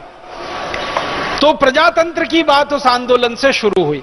पहले राजा होता था एक, और वो राजा कैसे होता था, राजा का बेटा राजा, राजा का बेटा राजा, राजा का बेटा राजा, राजा का बेटा राजा, ऐसे करके ये लुई खानदान का शासन सैकड़ों साल से चल रहा था। लुई पहला, लुई दूसरा, लुई तीसरा, लुई चौथा, फिर लुई 15वां, लुई 16वां, ऐसे करके बाप बेटा इस तरह से परंपरा में था। तो फ्रांसीसी लोगों ने कहा कि ये बाप बेटे राजा होते रहते हैं, एक ही खानदान का शासन पूरे देश में चलता रहता है, दूसरों को किसी को मौका नहीं मिलता, अब हम हमारे शासन पद्धति को बदलेंगे। तो लुई 16वें की हत्या होने के बाद फ्रांसीसी लोगों ने तय किया कि हम प्रजातंत्र लाएंगे और जनता के द्वारा राजा को चुनवाएंगे, जनता सीधे राजा को चुनेगी। अब तक क्या होता था, राजा अपने बेटे को राजा बना देता था, जनता का उसमें कोई सहभाग नहीं होता था। तो उन्होंने कहा अब जनता राजा को चुनेगी। तो इस तरह से 1788 में इस क्रांति के बाद फ्रांस में एक तरह से प्रजातंत्र आ गया और जनता ने सीधे प्रधानमंत्री को चुनना शुरू कर दिया, जो परंपरा आज तक फ्रांस में कायम है। 1788 के बाद फ्रांस में जितने भी प्रधानमंत्री हुए या राष्ट्रपति हुए, वो सब सीधे जनता के द्वारा चुने गए हैं, वो राजाओं के बेटे राजा इसलिए राजा नहीं बन गए। दूसरा, फिर उन्होंने तय किया कि हमारे देश में जब राजाशाही रही फ्रांस में, तो जो राजा के नजदीक लोग थे उनको तो सारी सुख सुविधाएं मिल जाती थी, जो आम आदमी था उनके लिए कोई सुविधा नहीं थी, शिक्षा की व्यवस्था नहीं थी। आपको सुनकर हैरानी होगी, 1788 तक फ्रांस में साधारण बच्चों को पढ़ाने के लिए कोई स्कूल नहीं था। 1788 तक फ्रांस में जो भी स्कूल चलते थे वो राजा के बच्चों के लिए होते थे या राजा के काम करने वाले अधिकारियों के बच्चों के स्कूल होते थे। तो लोगों ने कहा कि शिक्षा सबको मिलनी चाहिए। जैसे अभी थोड़ी देर पहले परम पूजनीय स्वामी जी आप कहते थे क्या गरीब क्या अमीर, सबको एक जैसी शिक्षा होनी चाहिए। यह बात 1788 में फ्रांस में शुरू हुई कि शिक्षा सभी को मिलनी चाहिए और शिक्षा का अधिकार सभी के लिए होना चाहिए। इसी तरह चिकित्सा सबको मिलनी चाहिए और चिकित्सा का अधिकार सभी को होना चाहिए। सभी बराबर हैं आपस में और सबका अधिकार समान होना चाहिए। एक इक्वेलिटी की बात वहां से निकली और सब भाई भाई हैं आपस में, इक्वेलिटी, फ्रेटर्निटी, और ये हमारी जो प्रजातंत्र के मूल्यों की बात होती है ना, ये सब 1788 में फ्रांस की क्रांति से शुरू हुए और फ्रांसीसी लोगों ने इन सब मूल्यों पर आधारित अपने यहां प्रजातंत्र की स्थापना कर ली और पूरा देश एक पुराने राजाशाही पद्धति में जो घिसट रहा था या सड़ रहा था या व्यवस्थाओं में भ्रष्टाचार पैदा हो गया था, उसको उन्होंने खत्म कर लिया। एक रोचक बात और बताता हूं, फ्रांसीसी क्रांति जो 1788 में हुई, इसकी शुरुआत जिस एक मुद्दे से हुई, सबसे ज्यादा लोगों को परेशान करने वाला 1788 में फ्रांस का जो मुद्दा था, महंगाई था, गरीबी था, भुखमरी था, बेकारी था, ये तो था ही, भ्रष्टाचार सबसे ज्यादा था उस समय फ्रांस में। सबसे ज्यादा करप्शन की बात होती थी। लोग ये कहते थे कि हमारे देश के विकास के लिए राजा का जितना बजट बनता है और हम जितना पैसा राजा को टैक्स में देते हैं उसमें अंतर बहुत है। माने टैक्स में बहुत ज्यादा देते हैं और लोगों के विकास के लिए बहुत कम खर्च होता है। बाकी पैसा कहां जाता है? तो राजा खा जाता है या उसके अधिकारी खा जाते हैं। यहां से बात शुरू हुई थी भ्रष्टाचार की और उस भ्रष्टाचार की बात के आगे बढ़ते बढ़ते गरीबी, भुखमरी, बेकारी, महंगाई, ये सब जुड़ता गया और इन सब ने मिलकर एक साथ फ्रांस में क्रांति पैदा कर दी। और जिस फ्रांस में एक जमाने में कहा जाता था कि लुई के शासन को हटाना भगवान से टक्कर लेने जैसा है, ऐसा फ्रांसीसी लोग कहा करते थे। लुई के शासन को समाप्त करना भगवान की गद्दी को उलटने जैसा है। माने लुई को भगवान मानते थे वहां के लोग। राजा को भगवान का मानते थे, देवदूत मानते थे। तो एक जमाने में जिस फ्रांस में राजा को हिलाना, राजा को हटाना, उसकी गद्दी उलटना, उसकी सत्ता पलटना एकदम असंभव माना जाता था, उसी फ्रांस में थोड़े सा प्रयास कुछ लोगों ने किया और एक दिन फ्रांस उस राजा की गुलामी से और उस बेबसी वाली व्यवस्था से आजाद हो गया। भ्रष्टाचार, गरीबी, भूखमरी, बेरोजगारी, सब कुछ उन्होंने अपने देश में से बड़े पैमाने पर समाप्त करा लिया। और आज फ्रांस दुनिया में बहुत गर्व से कहने वाला यह देश है कि फ्रांस की शिक्षा व्यवस्था सबके लिए समान है, फ्रांस की चिकित्सा व्यवस्था सबके लिए समान है, सरकार के धन से चिकित्सा चलती है, सरकार के धन से शिक्षा होती है। चिकित्सा और शिक्षा पर जितना पैसा फ्रांस खर्च करता है शायद ही दुनिया का कोई दूसरा देश करता होगा। और फ्रांस के आज के राजनेता ये कहते हैं कि ये करना हमारी मजबूरी है, क्योंकि 1788 की क्रांति ने इतना डर बिठा रखा है नेताओं के मन में कि अगर ये नहीं करेंगे तो आज के नेताओं का भी वही हाल होगा जो लुई 16वें का हाल फ्रांस में हुआ। इसलिए फ्रांस के नेता डरते रहते हैं, घबराते रहते हैं और सही रास्ते पर चलते रहते हैं।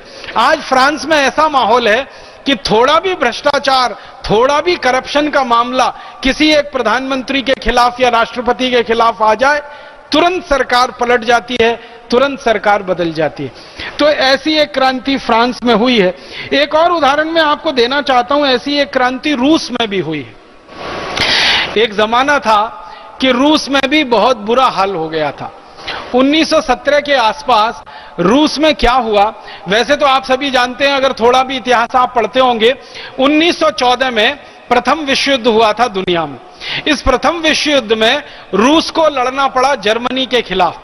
जर्मनी एक तरफ था, जर्मनी ऑस्ट्रिया जैसे देश एक तरफ थे, रूस और रूस के सहयोगी देश एक तरफ थे। तो 1914 से 1917 3 साल विश्व युद्ध चला। इस विश्व युद्ध में रूस की आर्थिक रूप से बड़ी भारी नुकसान हो गया, कि बहुत नुकसान हो गया। रूस का पैसा बहुत ज्यादा डूब गया युद्ध में। रूस के कारखाने काफी हद तक बंद हो गए युद्ध के कारण। युद्ध में अर्थव्यवस्था पूरी तरह से तहस नहस हो जाती है, आप सभी जानते हैं, क्योंकि अर्थव्यवस्था का सारा पैसा युद्ध में लग जाता है। भारत ने 4 विदेशी युद्ध लड़े हैं अपनी जमीन पर और एक 5वां छोटा युद्ध लड़ा है कारगिल का। इसलिए भारत को तो यह अंदाजा सबसे ज्यादा है कि जब भी युद्ध होता है अर्थव्यवस्था पूरी तरह से डावाडोल हो जाती है। वैसे यह विश्व युद्ध हुआ तो रूस की अर्थव्यवस्था पूरी तरह से डावाडोल हो गई। उस समय रूस में एक राजा हुआ करता था, उसका नाम था निकोलस जार करके।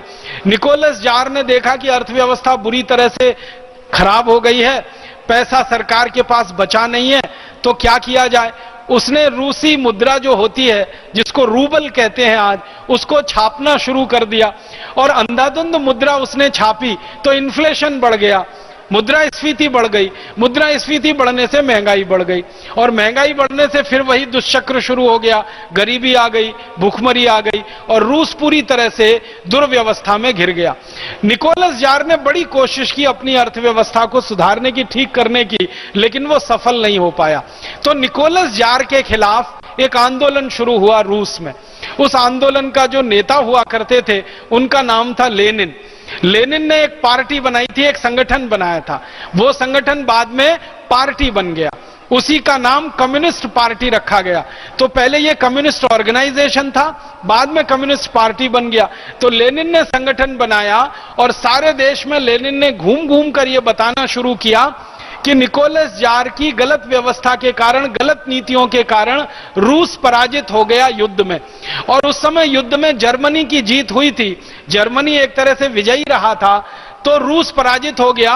रशियन लोगों के दिल में यह बात बहुत चुभती थी कि हम हार कैसे गए, हमारी पराजय कैसे हो गई, जबकि निकोलस जार ने सबसे मजबूत सेना बनाई हुई थी और लोगों से सबसे ज्यादा टैक्स लेकर वो सेना पे खर्च किया करता था, लेकिन फिर भी पराजय हुई।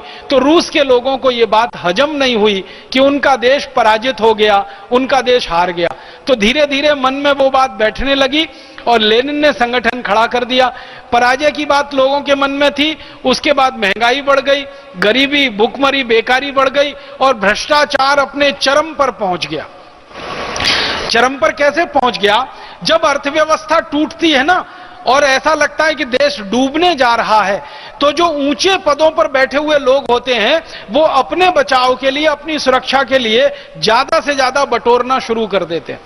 तो निकोलस जार के जो नजदीकी लोग हुआ करते थे, उन्होंने ज्यादा से ज्यादा पैसा बटोरना शुरू किया, इकट्ठा करना शुरू किया, उसमें भ्रष्टाचार बढ़ता गया। तो भ्रष्टाचार सबसे बड़ा मुद्दा बना रूस की क्रांति का। गरीबी दूसरा मुद्दा था, महंगाई तीसरा मुद्दा था और आर्थिक दुर्व्यवस्था चौथा मुद्दा था।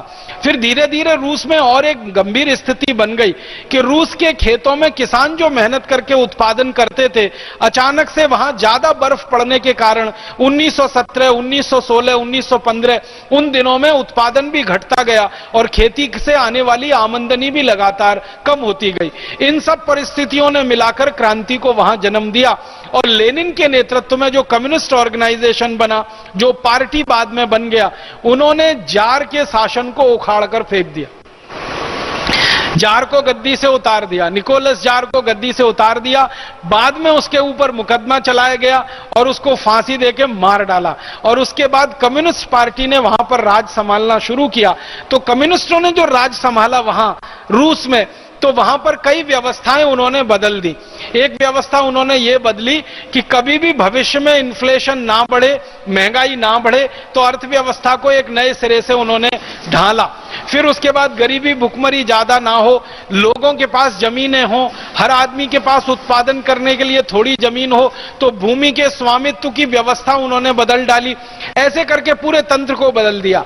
जार के जमाने में ऐसा होता था कि मात्र 1% लोगों के हाथ में रूस की पूरी जमीन थी।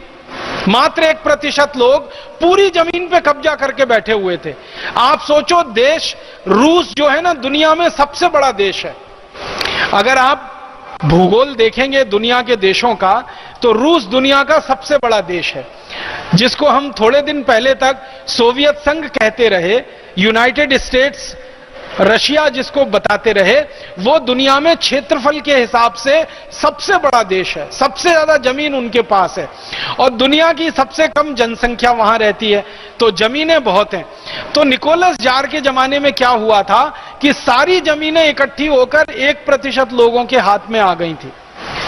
तो ये लेनिन ने ही मुद्दा बनाया था कि सारी जमीनें 1% लोगों के हाथ में है और 99% लोग वहां भूमिहीन हैं, लैंडलेस हैं। तो ये 99% लोगों को इकट्ठा किया जाए और इनको संगठित करके क्रांति की शुरुआत की जाए। तो वहां से उनके यहां क्रांति की शुरुआत हुई और वो संगठन मजबूत होता ही गया और एक दिन चलकर उन्होंने जार की पूरी व्यवस्था को उलट दिया और सोवियत संघ एकदम नया देश बन गया। उसके बाद से सोवियत संघ ने अमेरिका के सामने सारी की सारी कंपटीशन लगा दी, पूरी की पूरी प्रतियोगिता लगा दी और रूस को ऐसा उन्होंने तय कर लिया था कि अमेरिका से किसी भी मामले में पीछे नहीं रहना चाहिए। अमेरिका पूंजीवादी तरीके से विकसित होने वाला देश था, इन्होंने साम्यवादी तरीके से देश को विकसित करना शुरू किया और काफी हद तक उस देश को उन्होंने आगे बढ़ा लिया। बाद में क्या हुआ, 1970 के दशक में रूस में फिर गड़बड़ी हो गई कि ये कम्युनिस्ट पार्टी की मदद से जो शासन व्यवस्था आई थी, इस शासन व्यवस्था में क्या हुआ था, नौकरशाही पूरी तरह से हावी हो गई, जिसको हम ब्यूरोक्रेसी कहते हैं भारत में। वो नौकरशाही पूरी तरह से हावी हो गई और नौकरशाही ने फिर भ्रष्टाचार की सारी हदें तोड़ दी और फिर उस नौकरशाही के खिलाफ फिर से बगावत हुई रूस में और उस बगावत में रूस जो है ना, खंड खंड टूट गया। एक जमाने में दुनिया का सबसे बड़ा भौगोलिक देश हुआ करता था, अब एक एक छोटे छोटे हिस्से में टूट गया है। रूस अलग हो गया, बायलोरसिया अलग हो गया, तजाकिस्तान अलग हो गया, किर्गिस्तान अलग हो गया, ऐसे छोटे छोटे बहुत सारे टुकड़े हो गए। ध्यान इस बात को देना है कि 1977 में जब रिवॉल्यूशन हुआ, क्रांति हुआ, तो भ्रष्टाचार बड़ा मुद्दा था और 1970 के बाद जो काउंटर रिवॉल्यूशन शुरू हुआ रूस में, जिसकी परिणति 1996 में हुई, तो भी भ्रष्टाचार वहां सबसे बड़ा मुद्दा था। माने अगर हम देखें, ज्यादातर देशों में क्रांतियां हुई हैं, तो वहां की व्यवस्थाओं में भ्रष्टाचार जब चरम पर पहुंचा है तो लोगों ने उसका प्रतिकार किया है और क्रांति वहां पे हो गई। एक और कहानी सुनाता हूं। चीन नाम का एक देश है, हमारा पड़ोसी देश है। यह चीन देश भी एक लंबे समय तक अंग्रेजों का गुलाम रहा है। आपको एक बात पुरानी शायद याद है कि भारत में जब अंग्रेज आए तो अंग्रेज चीन में भी गए थे और ये अंग्रेज क्या किया करते थे, शुरू के दौर में भारत से कुछ अफीम लेके जाते थे और चीन में बेचा करते थे, चीन से चाय लेकर आते थे और भारत में बेचा करते थे। अंग्रेजी ईस्ट इंडिया कंपनी का सबसे पहला काम यह था। भारत में अफीम होती थी और अफीम भारत में बहुत साल से होती है। ये यहां पर आयुर्वेद की औषधि के लिए उपयोग में की जाने वाली खेती है। भारत में हजारों साल से आयुर्वेद में अफीम का उपयोग होता है। अंग्रेजी में जिसे हम लोग ओपियम कहते हैं, बहुत दवाएं बनती हैं इसकी। तो अंग्रेज यहां आकर अफीम खरीदते थे, चीन में ले जाके बेचते थे। चीन से चाय खरीदते थे, भारत में लाके बेचते थे। तो अंग्रेजों ने भारत की अफीम चीन के लोगों को पिला पिलाकर चीन को गुलाम बना लिया। इतनी शातिर कौम है ये अंग्रेजों की, इसकी कल्पना कोई नहीं कर सकता। चीन को गुलाम बनाने की ताकत इनमें बंदूक की नहीं थी। बंदूक से ये चीन को गुलाम नहीं बना सकते थे, क्योंकि चीन की ताकत अंग्रेजों से कई गुनी बड़ी थी। भौतिक रूप से ये अंग्रेज चीन को गुलाम नहीं बना सकते थे, सैनिक रूप से अंग्रेज चीन को गुलाम नहीं बना सकते थे, आर्थिक रूप से अंग्रेज चीन को गुलाम नहीं बना सकते थे।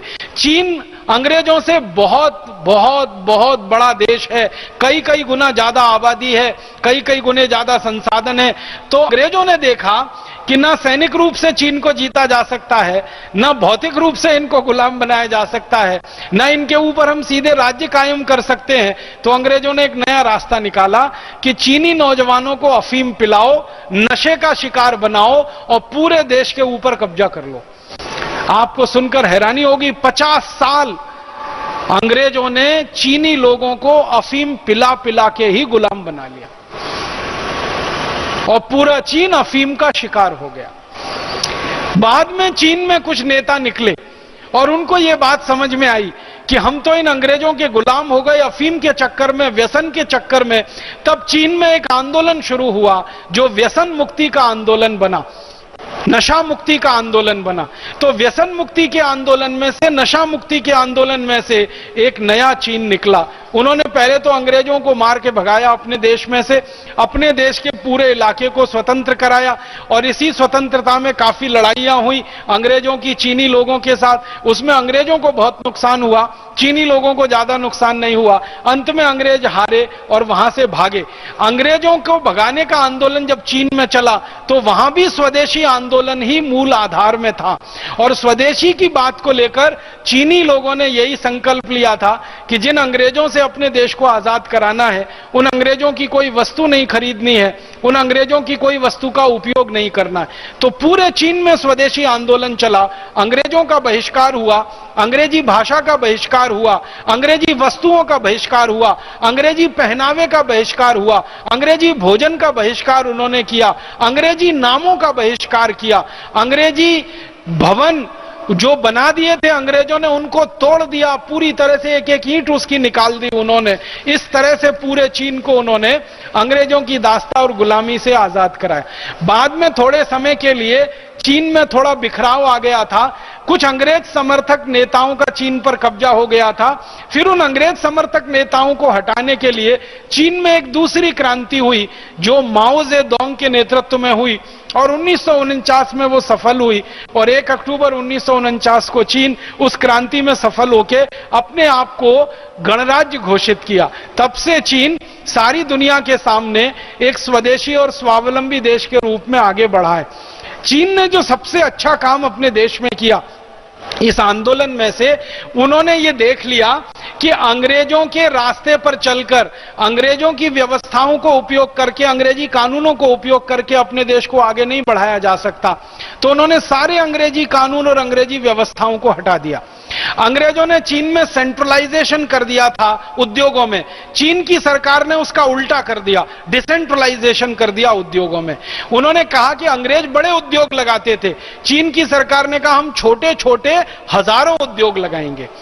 एक बड़ी मोटर कार आप बनाते हैं एक ही कारखाने में, चीन की सरकार ने उसका उल्टा कर दिया। उस मोटर कार का एक एक पुर्जा हजारों कारखाने में बनेगा और फिर किसी एक कारखाने में जाके उसकी असेंबली होगी। उन्होंने ऐसी अंग्रेजों से बिल्कुल उल्टी नीति बनाई, उसमें से चीन निकल आया। छोटे छोटे उद्योग लगे, गांव-गांव उद्योग लगे और उसमें से चीन बढ़ता चला गया। फिर चीन की सरकार ने यह तय किया कि अंग्रेजों के जमाने में चीन में टैक्स बहुत हो गया था। चीन की सरकार ने कहा कि टैक्स हम कम से कम करेंगे और जो उद्योग उत्पादन करेंगे उनको टैक्स में ज्यादा से ज्यादा छूट देंगे। तो आज चीन की नीति है कि चीन में अगर कोई औद्योगिक उत्पादन करता है तो सरकार उसको कम से कम टैक्स लगाती है और जो व्यक्ति उत्पादन करके निर्यात करता है सरकार उसको टैक्स तो लगाती ही नहीं है, उल्टा उसको मदद करती है सब्सिडी के रूप में। उसको वो एक्सपोर्ट सब्सिडी कहते हैं और अरबों डॉलर की एक्सपोर्ट सब्सिडी वो अपने उद्योगों को देते हैं। परिणाम क्या होता है कि चीन में बनने वाली 10 रुपए की चीज दुनिया के बाजारों में 5 रुपए में बिक जाती है, क्योंकि 10 रुपए की वस्तु पर 5 रुपए वहां की सरकार सब्सिडी में दे देती है। तो उन्होंने उद्योगों के लिए अपनी नीतियां बनाई, सब्सिडी एक्सपोर्ट में दी, उत्पादन पर कर सबसे कम लिया। चीन में बिजली दुनिया की सबसे सस्ती बिजली है। भारत में हम 1 यूनिट बिजली इस्तेमाल करते हैं तो उसका हमको बाजार में 3.5-4 रुपए देना पड़ता है, उद्योगों को तो 6-7 रुपए देना पड़ता है। चीन में यही 1 यूनिट बिजली 90 पैसे में उद्योगों को मिल जाती है। सस्ती बिजली, सस्ता पानी, सस्ती सड़कें, लोगों के ऊपर टैक्स कम से कम, व्यापार और उद्योगों को ज्यादा से ज्यादा बढ़ावा, निर्यात वाले उद्योगों को और ज्यादा बढ़ावा और खेती और किसानी करने वालों को तो सबसे ज्यादा बढ़ावा। इस तरह से चीन बढ़ता गया और आज सारी दुनिया के बाजारों में ज्यादा से ज्यादा सामान आपको मिलेगा तो चीन का माल मिलेगा। अमेरिका के बाजार में जाओ तो चीनी माल है, ब्रिटेन के बाजारों में जाओ तो चीनी माल दिखाई देगा। भारत के बाजारों में देख लो, दुकानें भरी पड़ी हैं चीनी सामानों से। चीनी खिलौने हैं, चीनी अगरबत्तियां, चीनी मोमबत्तियां, चीनी गणेश जी आ गए हमारे देश में, चीनी लक्ष्मी जी आ गई। अभी थोड़े दिन पहले दीपावली आके गई है, दीपावली पर चीन से बनाए हुए लक्ष्मी गणेश आकर भारत में बिक गए। और अभी थोड़े दिन पहले हमारे यहां दीपावली के पहले कुछ और त्योहार आए, एक राखी का त्योहार आया, रक्षाबंधन का। मैं हैरान हो गया, हरिद्वार जैसे छोटे शहर में चीन की बनाई हुई राखी बिक गई। चीन की राखियां बिक जाती हैं, चीन के लक्ष्मी गणेश जी बिक जाते हैं, चीन के बनाए हुए बच्चों के खिलौने आकर इतने बिक रहे हैं कि भारत के सारे खिलौना बनाने वाले उद्योग बर्बाद हो रहे हैं। तो चीन की हर वस्तु इतनी सस्ती। चीन की घड़ियां आकर दिल्ली के बाजार में बिकती हैं किलो के हिसाब से। घड़ी ले लो 1 किलो, 2 किलो, 5 किलो, तराजू में तौल के देता है। 1 किलो घड़ी 40 रुपए की, 2 किलो घड़ी 80-100 रुपए की। चांदनी चौक में आप जाइए दिल्ली में, चीन की घड़ियां किलो के हिसाब से मिलती है। इतनी सस्ती सस्ती चीजें। सब लोग एक ही सवाल पूछते हैं कि चीन का माल इतना सस्ता क्यों है? कारण उसके 3 हैं। चीन की सरकार अपने उद्योगों को स्वदेशी नीति के हिसाब से आगे बढ़ाती है और स्वदेशी नीति उनकी क्या है कि जो चीन का उद्योग सामान बनाएगा और उसको दूसरे देश में बेचने के लिए जाएगा तो सामान के बनाने का जितना खर्चा आएगा सरकार दे देगी। वो ये उनकी नीति है। टैक्स तो लेना नहीं है, पैसे जो खर्च हो रहे हैं वो भी सरकार दे देगी। और बिजली चाहिए तो सबसे सस्ती बिजली, मैंने कहा 90 पैसे यूनिट की बिजली है चीन में। हम बिजली इस्तेमाल करते हैं उद्योगों में 6-7 रुपए यूनिट की है, उनके यहां 90 पैसे यूनिट की है। पानी उद्योगों के लिए सबसे सस्ता, सड़कें फोकट में बना के सरकार दे देती है उद्योगों के लिए। और चीन में कोई उद्योग लगाना हो और चलाना हो और कोई स्वदेशी व्यक्ति उस काम को करे तो 1 महीने के अंदर सारी व्यवस्थाएं सरकार करके दे देगी। सड़क बना देगी, बिजली के तार डल जाएंगे, लाइनें खिंच जाएंगी, पानी पहुंच जाएगा। 1-1.5 महीने में आप अच्छे से इंडस्ट्री शुरू करिए और आप एक्सपोर्ट करने लगे तब तो आपका सारा खर्चा सरकार उठा लेगी। तो ये जो स्वदेशी नीति उनकी है, इस स्वदेशी नीति को वो 1949 से पालन कर रहे हैं और धीरे धीरे बढ़ाते जा रहे हैं। और आज सारे दुनिया के सामने चीन एक देश के रूप में खड़ा है। मैं आपको एक ही बात कहता हूं कि 1949 में चीन भुखमरी का शिकार था, भूखे मरने वाले लोगों का देश था। और आज सारी दुनिया को भोजन करा दे, इतना अनाज चीन में पैदा हो रहा है। सारी दुनिया के बाजारों को अपने सामानों से पाट दे, इतना उत्पादन उनके देश में हो रहा है। तो चीन का इतिहास पढ़ें या जापान का, फ्रांस का इतिहास पढ़ें या अमेरिका का, इन सब देशों के इतिहासों में एक बात समान दिखाई देती है, वो ये कि जब जब इन देशों ने स्वदेशी आंदोलन चलाया और जब जब स्वदेशीपन अपनी अर्थव्यवस्था में अपनाया, इन देशों में क्रांतियां हुई और क्रांतियां सफल हुई और सफल होकर उन सभी देशों को इन क्रांतियों की मदद से दुनिया का सर्वश्रेष्ठ देश उन्होंने बना दिया।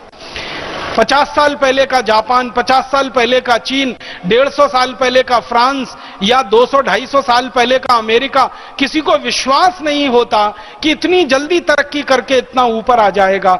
लेकिन ये सब देश तरक्की करके ऊपर आए तो उसके पीछे स्वदेशी का सिद्धांत, स्वदेशी का आंदोलन, स्वदेशी की भावना, आत्मविश्वास, आत्मसम्मान को बनाए रखने की मन में जिजीविषा, इन सब मूल्यों ने मिलकर उनके देश को आगे बढ़ाया। अब मैं आखिर में भारत की बात करना चाहता हूं कि ये सारे देश अगर सफल हो सकते हैं स्वदेशी का सिद्धांत अपनाकर, तो भारत सफल क्यों नहीं हो सकता स्वदेशी का सिद्धांत अपनाकर? सीधी सी बात है। अगर जापान सफल हो सकता है, फ्रांस सफल हो सकता है, अमेरिका सफल हो सकता है, चीन सफल हो सकता है, रूस सफल हो सकता है, तो भारत भी हो सकता है। इसलिए मुझे लगता है कि भारत स्वाभिमान का ये पूरा का पूरा अभियान, जो भारतीयता और स्वदेशी को आधार बनाकर चल रहा है, जिसके मूल सिद्धांतों में भारतीयता और स्वदेशीपन है, ये भारत स्वाभिमान का अभियान भी पूरी तरह से सफल होगा इस देश में। दूसरी बात जो मुझे लगती है भारत स्वाभिमान के सफल होने के लिए, वो ये कि इन 5 देशों में क्रांतियों का उदाहरण मैंने आपको दिया। ऐसे 70 देश हैं दुनिया में जहां क्रांतियां हुई हैं पिछले 1000 वर्षों में। इन सभी देशों में क्रांतियां तभी हुई हैं जब भ्रष्टाचार चरम पर पहुंच गया है। भारत में भी इस समय भ्रष्टाचार अपने चरम पर पहुंचा हुआ है। इसलिए मुझे पूरा विश्वास है कि भारत स्वाभिमान की क्रांति भी सफल होगी। हमारे देश में भ्रष्टाचार कितने चरम पर है, आप सभी ये बात को याद रखिए। हमारे देश में एक पूर्व प्रधानमंत्री हुआ करते थे, श्री राजीव गांधी। उन्होंने एक बार लोकसभा में यह कहा कि मैं देश की अर्थव्यवस्था में जब किसी नागरिक से 1 रुपए टैक्स का लेता हूं और बदले में वो 1 रुपए विकास के लिए उस नागरिक के पास देता हूं, तो उसके पास मात्र 15 पैसा ही पहुंचता है। 85 पैसा तो भ्रष्टाचार और घूसखोरी में ही चला जाता है। यह बात श्री राजीव गांधी ने कही थी संसद में। बहुत सारे देश के अर्थशास्त्रियों ने उस समय श्री राजीव गांधी को यह कहा था कि आप अतिशयोक्ति कर रहे हैं। तो श्री राजीव गांधी ने कहा था कि शायद थोड़े दिनों के बाद लगेगा कि मेरी बात अतिशयोक्ति नहीं है। श्री राजीव गांधी अब जीवित नहीं है, वो स्वर्गवासी हो चुके हैं।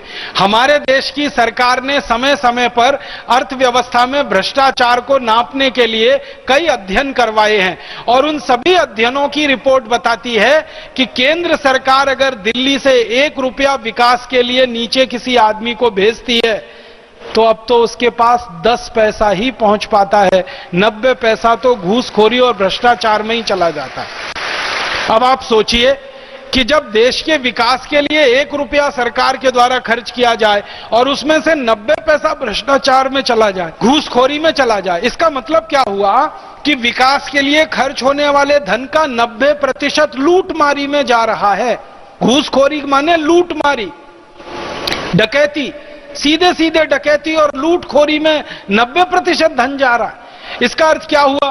परम पूजनीय स्वामी जी आपको थोड़ी देर पहले कह रहे थे कि सारे देश के विकास के लिए केंद्र सरकार, राज्य सरकार और स्थानीय सरकार का जो 1 साल का बजट है 20 लाख करोड़ का है। अगर इस 20 लाख करोड़ में से 90% घूसखोरी और लूटखोरी में जा रहा है और मात्र 10% ही देश के विकास के काम में आ रहा है, तो इसका सीधा सा मतलब है कि साल में 20 लाख करोड़ में से 18 लाख करोड़ रुपए लूटा जा रहा है, बर्बाद हो रहा है और मात्र 2 लाख करोड़ रुपए ही विकास पे खर्च हो रहा है।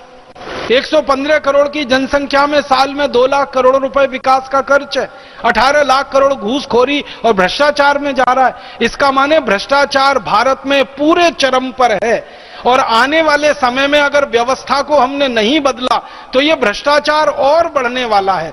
इसी भ्रष्टाचार का दुष्परिणाम है कि भारत के नेताओं ने पिछले 63 साल में देश के लोगों के खून पसीने की कमाई के पैसे में से 100 लाख करोड़ रुपए से ज्यादा लूटकर विदेशी बैंकों में, स्विट्जरलैंड की बैंकों में जमा कर रखा है। इसका माने भारत में भ्रष्टाचार अपने चरम पर है।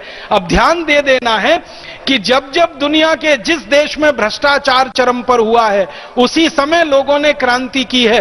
तो आज भारत में भ्रष्टाचार पूरे चरम पर है, इसलिए मुझे पूरा विश्वास है कि भारत में भी क्रांति अब होगी और व्यवस्था परिवर्तन होगा। भारत का भ्रष्टाचार इतने चरम पर है कि यहां के लोग तो कफन को बेचकर खाने की तैयारी में बैठे हैं। इतने भयंकर भ्रष्टाचार वाले भारत में क्यों नहीं क्रांति सफल होगी? मुझे तो लगता है कि जरूर सफल होगी।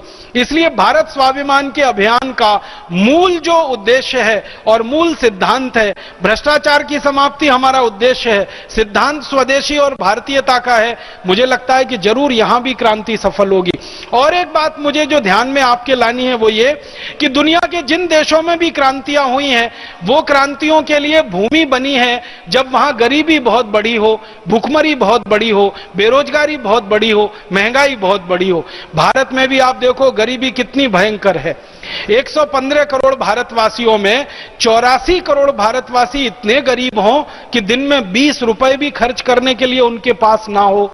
हमारी 77% जनसंख्या भयंकर गरीबी में रह रही हो। और क्या गरीबी होगी?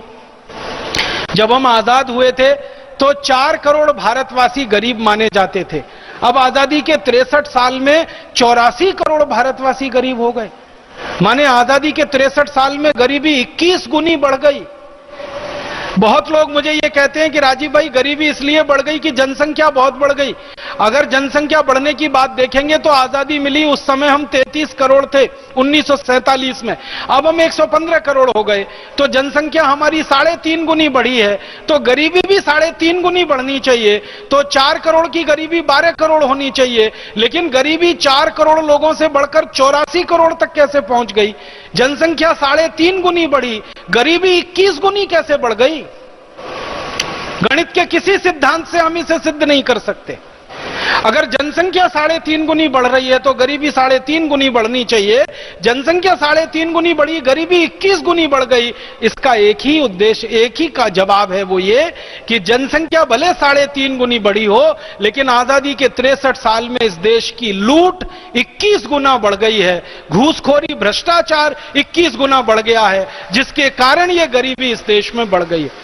तो गरीबी इस देश में है जो क्रांति के लिए बहुत बड़ा आधार बनाता है। बेरोजगारी इस देश में कितनी भयंकर है।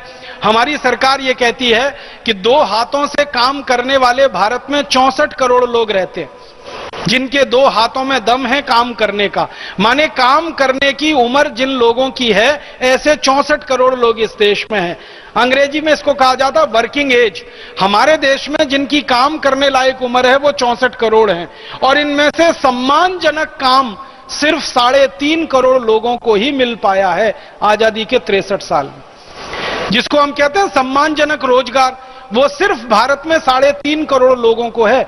64 करोड़ लोगों में से 3.5 करोड़ लोगों को ही सम्मानजनक काम है, बाकी के लोगों को तो सम्मानजनक काम ही नहीं है इस देश में। और ये 3.5 करोड़ लोग कौन है?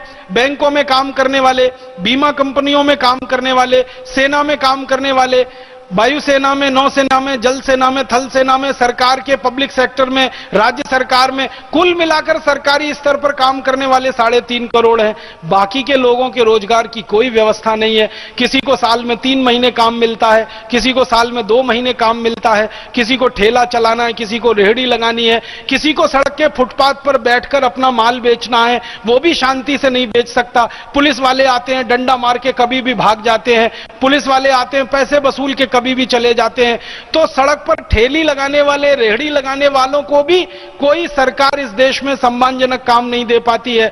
किसानों का हाल इतना खराब है, आपने परम पूजनीय स्वामी जी के मुख से सुना, मात्र 40% खेत को ही पानी मिल पाया है, 60% खेती बिना पानी के है। भगवान ने पानी दे दिया तो खेती हो जाएगी, बारिश समय पर हो गई तो खेती हो जाएगी, बारिश नहीं हुई तो खेती नहीं हो पाएगी। इतना बुरा हाल खेतों का है। बहुत दर्दनाक बात मैं आपसे कहना चाहता हूं कि भारत की 60% खेती पानी के बिना है, भगवान के भरोसे है, प्रकृति के भरोसे है। अगर बारिश हो जाए तो ठीक है, नहीं बारिश हो पाए तो गांव से लोग उजड़ना शुरू हो जाते हैं। और सरकार के आंकड़े हैं कि हर 1 मिनट में 30 गांव के लोग गांव छोड़कर शहर भाग जाते हैं। वो झुग्गी झोंपड़ियों की जनसंख्या बढ़ाते हैं, फिर झुग्गी झोंपड़ियां बसना शुरू हो जाती हैं, क्योंकि गांव में बारिश नहीं हुई ठीक से, खेत में कुछ पैदा होगा नहीं, रोटी तो खानी है, पेट की आग तो बुझानी है, तो लोग शहर में जाते हैं, मुंबई में जाते हैं, धारावी में रहना शुरू करते हैं, बेंगलोर में जाते हैं, दिल्ली में जाते हैं, झोंपड़पट्टियों में रहना शुरू करते हैं। और बहुत दुख से कहना पड़ता है कि मुंबई, दिल्ली, मद्रास, हैदराबाद, सिकंदराबाद जैसे बड़े शहरों में 65% आबादी झुग्गी झोंपड़ियों में रहती है। और उन झुग्गी झोंपड़ियों में रहती है जहां 10 बाई 10 फीट की एक छोटी सी खोली होती है, उसमें 8-10 आदमी भेड़ बकरी की तरह से रहते हैं। कीचड़ होता है, नाली होती है, कुत्ते होते हैं, बदबूदार स्थिति होती है। मैं तो धारावी की झोंपड़पट्टियों में इतनी बार गया हूं, आप अगर जाएं तो नाक पर रूमाल रखे बिना 1 मिनट वहां खड़े नहीं हो सकते। आप कल्पना करिए कि लोग वहां सालों साल अपनी जिंदगी गुजार देते हैं, क्योंकि गांव से पूरी तरह से बेघर होकर, उजड़कर वो शहर में आए हैं, क्योंकि गांव में रोजगार की कोई व्यवस्था नहीं है, क्योंकि गांव में खेतों को पानी नहीं है, क्योंकि खेतों में कोई उत्पादन की स्थिति नहीं है, गांव में रोजगार का कोई साधन नहीं बन पाया, सरकार की नीतियां ऐसी नहीं है जो गांव में रोजगार का बढ़ावा कर सके। तो गांव उजड़ रहे हैं और शहरों में आकर झोंपड़पट्टियों की संख्याएं बढ़ रही हैं, रहने वाले लोगों की दुर्दशा वहां पर है। तो ऐसी नीतियां जब इस देश में चल रही हो और इतनी खराब हालत हो, तो क्यों नहीं क्रांति होनी चाहिए इस देश में, क्यों नहीं बगावत होनी चाहिए इस देश में, क्यों नहीं व्यवस्था बदलने की बात होनी चाहिए, क्यों नहीं कानून बदलने की बात होनी चाहिए। और सबसे बड़ी बात, महंगाई, दिन दूनी रात चौगुनी महंगाई बढ़ रही है। आप सब माताएं बहन अपना घर चलाती हैं, घर का बजट बनाना कितना मुश्किल हो गया है। 1992 के पहले 5,000 रुपए महीने में घर चलता था, अब 10 से 15,000 रुपए महीने में घर चलना मुश्किल हो गया है। महंगाई भारत में चरम पर पहुंच रही है और सरकार के हाथ पर फूले हुए हैं।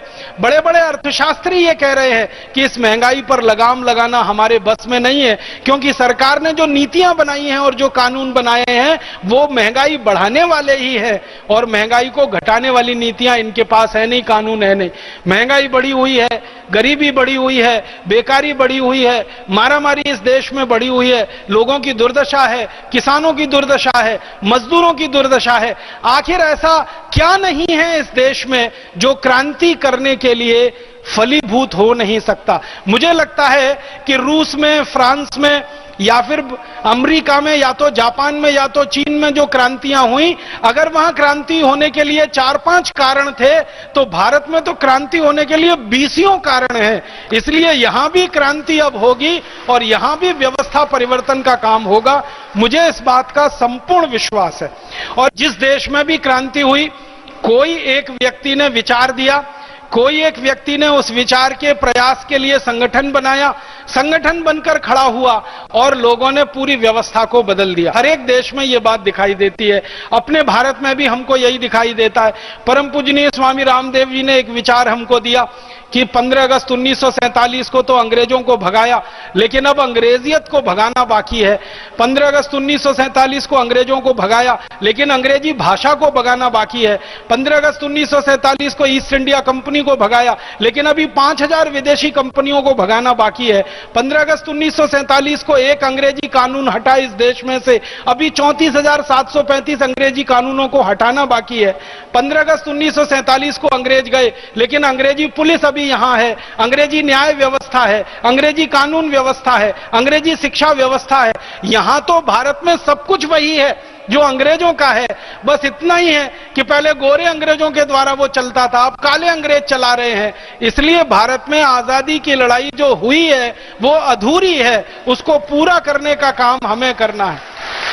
हमारे देश के क्रांतिवीर भगत सिंह, ऊधम सिंह, चंद्रशेखर, महात्मा गांधी, अशफाक उल्लाह, तात्या टोपे, झांसी की रानी लक्ष्मीबाई, नाना फडणवीस, ऐसे 7,32,000 से ज्यादा क्रांतिवीरों ने अंग्रेजों को भगाकर आजादी हमारे हाथ में दी है। अब हमें क्या करना है, उस आजादी की व्यवस्था को बदल के स्वदेशी और स्वतंत्र व्यवस्था बनाना है। ये काम हमें करना है। शहीदों ने एक काम किया, हमें उसके आगे का दूसरा काम करना है। हमारे देश में शहीद जितना करके गए उसके आगे का काम हम कर पाए, इसी के लिए भारत स्वाभिमान का अभियान है। ऐसा अभियान कभी 1975 में हमारे देश के एक महानायक जयप्रकाश नारायण ने शुरू किया था, लेकिन समय ने साथ नहीं दिया। समय से पहले उनकी मृत्यु हो गई, दोनों किडनियां उनकी फेल हो गई। उन्होंने व्यवस्था परिवर्तन का आंदोलन उठाया था, संपूर्ण क्रांति की बात उन्होंने की थी, और हर व्यवस्था परिवर्तन के आंदोलन में सत्ता परिवर्तन पहला चरण होता है। तो माननीय जेपी जी के नेतृत्व में व्यवस्था परिवर्तन का आंदोलन शुरू हुआ। एक कदम आगे बढ़ा, उन्होंने सत्ता बदल दी, और ऐसी सत्ता बदल दी जिसके बदलने की किसी को कल्पना नहीं थी। एक जमाने में कोई ये सोच नहीं सकता था भारत में कि श्रीमती इंदिरा गांधी की सरकार कभी गिर सकती है। माननीय जेपी जी के नेतृत्व में चले आंदोलन ने श्रीमती इंदिरा गांधी की सरकार को गिराया, सत्ता को बदल दिया। फिर आगे व्यवस्था बदलने का जो काम था वो अधूरा रह गया, क्योंकि जयप्रकाश जी समय से पहले चले गए, वो काम बिखर गया। मुझे ऐसा लगता है कि माननीय जेपी जी का अधूरा काम और 1947 में जो अधूरा काम छूट गया क्रांतिकारियों से, जो पूरा होना चाहिए था, भगवान ने वही काम हमारी झोली में डाला है, भारत स्वाभिमान की झोली में डाला है। भारत स्वाभिमान इस अधूरे काम को पूरा करेगा और इस काम में पूरी तरह से सफल होगा, ऐसा मेरा संपूर्ण विश्वास है।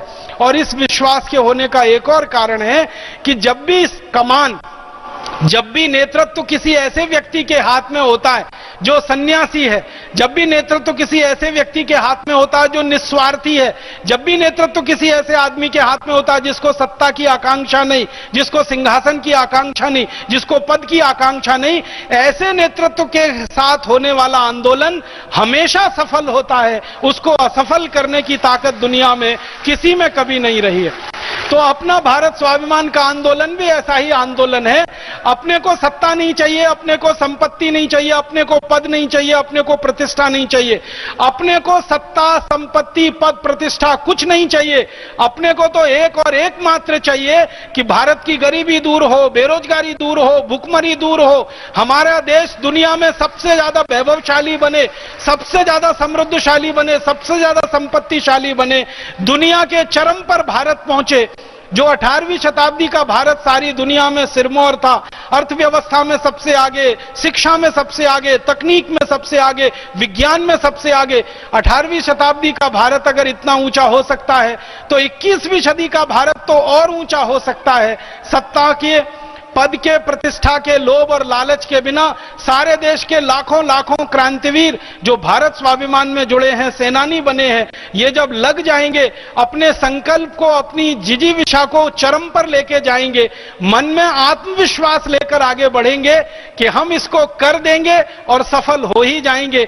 ऐसे आत्मविश्वास और ऐसे संकल्प शक्ति से अगर हम बढ़ेंगे तो भगवान भी हमारी ही मदद करेगा और भगवान हमको जरूर आशीर्वाद देगा। ऐसी शुभकामनाओं के साथ आप सभी का बहुत आभार, बहुत धन्यवाद।